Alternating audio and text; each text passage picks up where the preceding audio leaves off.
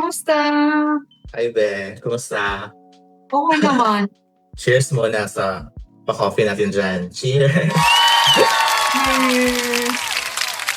Kumusta yung task mo today? Task ko for today, mag-uusap kami ng isang VA. Catch up lang. So, pupunta lang muna ako sa kanya ng story, pang LinkedIn. Napansin mo ba, Be, na parang ang daming Gen Z or mga young people now na parang prefer nila yung work from home setup.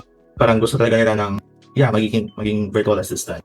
For me kasi, as someone din na galing sa corporate 8 to 5 office setup, mas okay na talaga yung work from home kasi minsan nasa office 8 to 5 tapos sobrang pagod yung day mo, sabayan pa yung traffic, yung pag-commute, and then napapagastos ka pa for snacks, lunch, or breakfast, di ba? Sa office, minsan micromanage ka pa.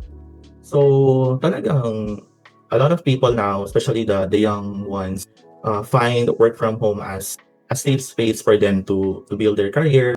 And then, aminin na natin na medyo mas malaki din talaga yung kita dito. May mo pang skills na nalilearn na pwede mo lang i-apply for your future clients. Yeah, so for me, like both has its pros and cons. So when I go to the office, there's like physical, face-to-face interaction. Like if you're someone who's introverted, you'll like enjoy the work from home setup for sure. But if you're someone extroverted and really needs like that physical interaction every day, it's different. Even when, kunyari, yung family mo, kasama mo araw-araw, somehow you want some space, ganyan. It's good to get out. But you can also do that kapag kapag nag-work ka sa bahay eh. Just make sure like to reach out to your friends, ganyan, weekly. But for me, it has its pros and cons. So for me, a con with working from home is super comfortable. Super comfortable yung space ko. I need to develop this space now. When I sit here in this chair, it means that I'm going to work. So yes, I do agree na like a lot of younger people would appreciate the work from home setup. But at the same time, it depends on who you are as a person. Wala naman tama o maling sagot. For me, I'm just thankful na I have the option to work from home. Because like right now, I'm at the office, I'm at my 9 to 5. I can just quickly transition to my work from home job and save as much time. A quick tip on how to be productive as a virtual assistant. Kasi ako, Go. like, working from home, sometimes it's also good then to go out and have some activities like jog before your shift, and then, or like this, simple or quick reaction or usapan lang with your colleague, quick coffee breaks, kasi it helps you to reset din. For me, it's time blocking, time management, and deep work. When I work sa part-time ko, dapat I'm not doing anything else. I'm just focusing on the job. When you have many priorities in a day, it's good to have like at least three achievable tasks na kaya mo i-complete within the day, because anything more than that, you really have to time manage perfectly. So let's say one of those would be going to the grocery, and then next would be completing your shifts at home. Any kind of work, any kind of VA work from home work. But if you're gonna be physically present in the office, it's a lot harder to do, because from like the grocery, you're gonna go home, you're gonna prep, and then there's you have to set aside time for traveling, and then you start your work. This is like while being a VA, after your groceries, you can just log in via your computer and start working. How about you? Like, you handle more than one client. Kamusta naman yung pag like plot mo ng time for like those two job resources, job offers?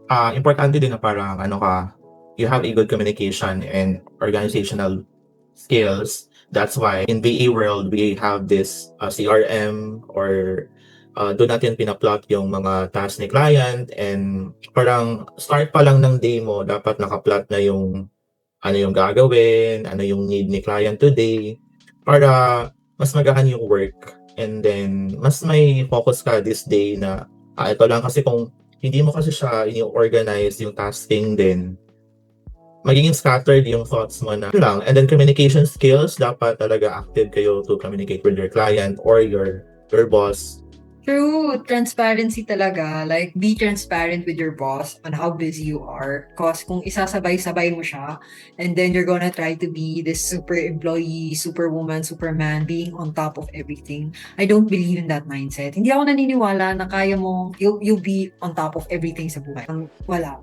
Your brain is going to hardwire magdi-disconnect siya because of too many things. And the brain wasn't meant to, store all that information. Ginawa siya for your creativity, for you to create output. So everything that you want to focus on, remember, if you don't write it down, it doesn't happen. So CRMs, AI tools, make use of those softwares kasi it will really help you juggle your tasks as a VA. Yes, very well said, Tata. And eto, bago tayo mag-end for this quick coffee break, ano yung, as a virtual assistant, ano yung parang work from home snack? Work from home snack. My favorite work from home snack is just plain Greek yogurt with honey, nuts, and some kind of fruit. Like kung anong meron fruit sa bahay, yun na yun. Hindi mo na siya kailangan lutuin. It's healthy. It's good for your gut. And yeah, it makes me happy. It's like the healthier version of ice cream. Ikaw ba, Roxy? Ako, aside sa coffee, sobrang typical yung snack ko eh. Like talagang Filipino VA siya na. Or mga pancit canton. or mga, or kung ano lang yung meron pa sa ref. Okay. Thank you, Tata, for sharing your experiences as a virtual assistant. And yeah, I think that's it for today. Thank you for a short coffee break with you. Thank you. Thank you for always having me and inviting me. And I really enjoyed our talk. And I hope to have this again because it's so fun. Like just, catching up, talk about VA life. Hindi tayo laging nakikipag-usap. We don't see each other. So Yeah. it's also good to talk virtually. So cheers sa coffee. Cheers!